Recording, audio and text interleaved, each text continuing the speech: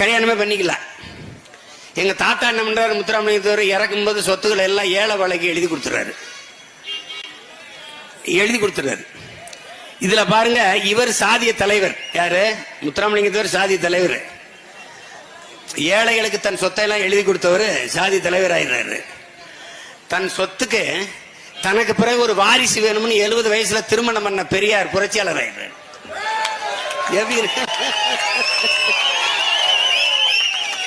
சொத்தை ஏழைகளுக்கு எழுதி கொடுத்த என் தாத்தன் முத்துராமலிங்கத்தேவன்டா புரட்சியாளர். அவன் தானே புரட்சியாளர்.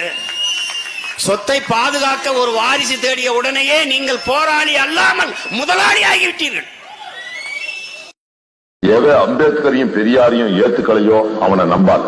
எவ்வளவு பெரிய அரசியல் கட்சியா இருந்தாலும் அம்பேத்கரை பற்றியும் பெரியாரையும் எவன் நம்பலையோ அவன் இந்திய மண்ணுக்கு சொந்தமில்லாதவன்.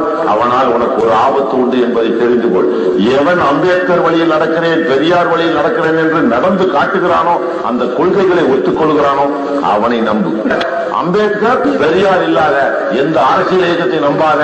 இதை இளைஞர்களே இன்று நான் கணித்து சொல்லுகிறேன். நாளை நான் உயிரோடு போனோம், செத்து போகணும், என்னையவனாக அடிச்சு சொல்றானோ அதை பத்தி கவலை இல்லை.